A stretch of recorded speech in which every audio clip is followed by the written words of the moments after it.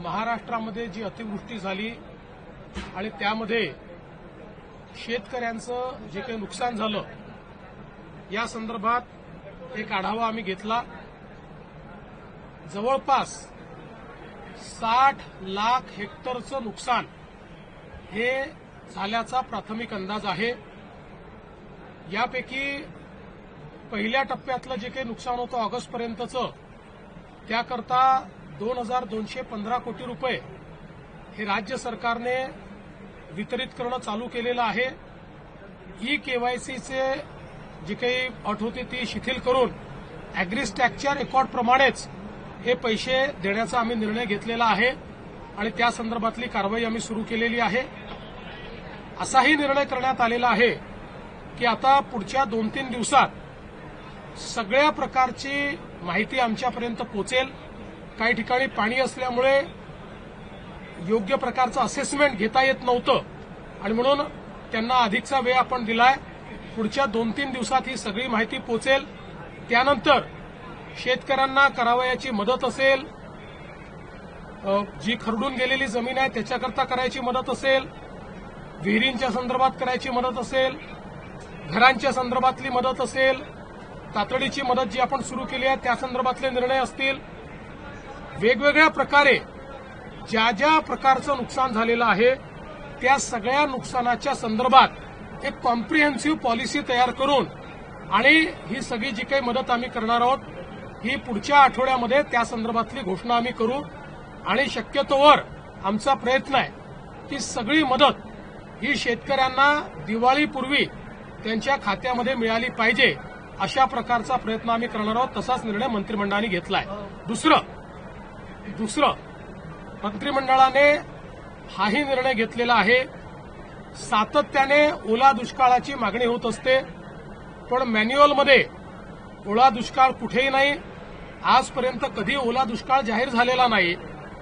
तथापि आम्ही हा निर्णय घेतला की ज्यावेळी दुष्काळ पडतो त्यावेळी ज्या ज्या उपाययोजना आणि सवलती आपण देतो त्या सगळ्या सवलती आता यालाही म्हणजे दुष्काळ तर त्याला टंचाई म्हणतो आपण, तशाच प्रकारची दुष्काळी टंचाई पडली आहे असं समजून त्या सगळ्या सवलती याही वेळी लागू करण्याचा निर्णय हा राज्याच्या मंत्रिमंडळाने घेतलेला आहे।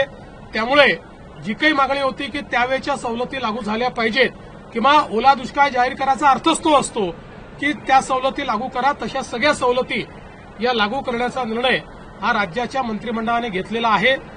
मी आज यापेक्षा अधिक सांगणार नाही कारण आता ही सगळी नुकसानाची आकडेवारी जमा होतेय, ती पूर्ण जमा पुढच्या 2-3-4 दिवसात होईल आणि जसं मी सांगितलं लवकरात लवकर पण कुठल्याही परिस्थितीत पुढच्या आठवड्याच्या आत आपल्याला या संदर्भातली जी काही मी शिंदेसाहेब आणि अजितदादा आम्ही बसून या संदर्भातला निर्णय घेणार आहोत आणि त्या संदर्भातली घोषणा आम्ही करू। आज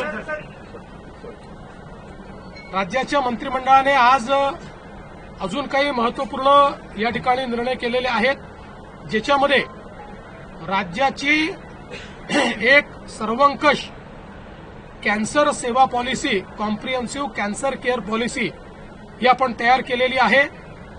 या कॅन्सर केअर पॉलिसीच्या माध्यमातून राज्यातल्या सगळ्या जिल्ह्यांना कॅन्सरचा उपचार हा उपलब्ध राहिला पाहिजे अशा प्रकारची याची रचना करण्यात आलेली आहे। याच्यामध्ये L1 apex centre, L2 centre आणि L3 सेंटर याचं जाळं आपण तयार करतो आहोत जेणेकरून कोणालाही कॅन्सर सारख्या या बिमारीची ट्रीटमेंट मिळण्याकरता त्यांच्या जिल्ह्यामध्येच जवळपास महत्वाच्या गोष्टी उपलब्ध असतील।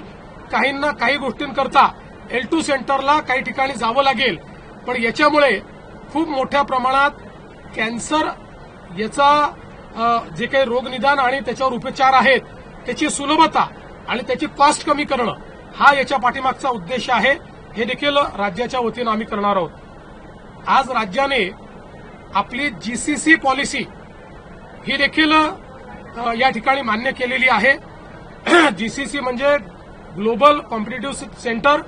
या GCC मध्ये आपल्याला त्या ठिकाणी मोठ्या प्रमाणात गुंतवणूक येणार आहे आणि ही जी काही गुंतवणूक येणार आहे ती गुंतवणूक महाराष्ट्रामध्ये आपण कॅप्चर करायची ग्लोबल कॅपॅबिलिटी सेंटरमध्ये, अशा प्रकारचा आपला प्रयत्न आहे. हे ग्लोबल कॅपॅबिलिटी सेंटर मोठ्या प्रमाणात रोजगार देणारे सेंटर आहेत. ज्या प्रकारे मागच्या काळामध्ये बीपीओंनी आपल्याला खूप मोठ्या प्रमाणात रोजगार दिला, तसंच आता हे ग्लोबल कॅपॅबिलिटी सेंटर्स जीसीसी रोजगार देणारे आहेत. एक अपेक्षा अशी आहे की पुढच्या काळामध्ये आपल्या देशामध्ये जगातनं 5,000 जीसीसी येणार आहेत आणि हा सगळा जो जीसीसीचा रिव्होल्युशन आहे हा महाराष्ट्रात कॅप्चर करण्याकरता ही पॉलिसी आपण तयार केली आहे. आपल्याला अपेक्षित आहे की या पॉलिसीमुळे किमान हाय पेड जवळपास 2 टप्प्यांमध्ये 5 लाखापेक्षा जास्त रोजगार हे निर्मित होतील आणि मोठ्या प्रमाणात गुंतवणूक येऊन आपल्याला टॅक्सच्या रूपानं देखील हजारो कोटी रुपये यातनं प्राप्त होतील. आणि म्हणून अशा प्रकारची कॉम्प्रिहेन्सिव्ह पॉलिसी तयार करणारं महाराष्ट्र हे पहिलं राज्य आहे. दिल्लीमध्ये गेलेला होता, दिल्लीकडनं काही विशेष काही मदत येणार वगैरे कसं काय?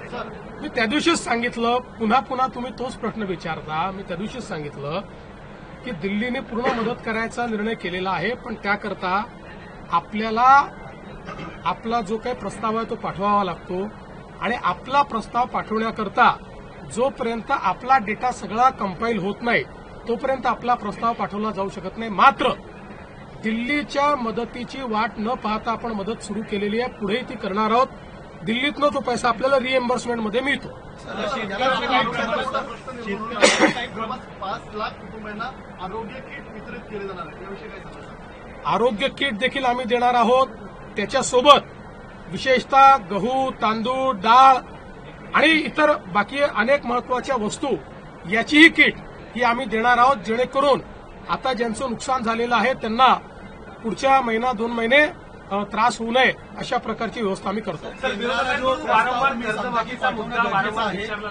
हा प्रस्ताव कधीपर्यंत जाऊ शकतो साधारणतः पंचनामे? मला असं वाटतं की या संदर्भात आता मी किती वेळा तेच ते तुम्हाला सांगायचं. हे सगळं आल्यानंतर पहिल्यांदा तुम्ही हे लक्षात घ्या की केंद्राला प्रस्ताव जाईल, केंद्रातनं पैसे मिळतील, पण त्याकरता आपण काही अडलेलं नाही.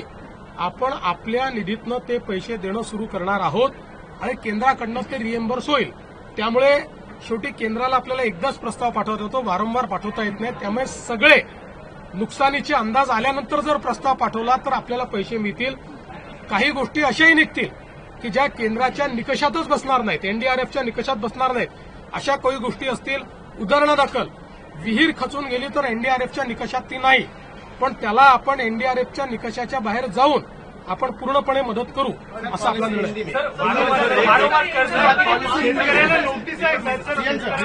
एकाच जिल्ह्यामध्ये अशा प्रकारे नोटीसच्या संदर्भात त्या ठिकाणी आणि त्याही नोटिसेस जुन्या आहेत, त्या नोटिसेसचं आमच्या निदर्शनास आलंय. तिथे बँकांना सांगितलंय, सगळीकडे बँकांना अतिशय स्पष्ट निर्देश दिलेले आहेत, कुठेही वसुली आम्ही करू देणार नाही.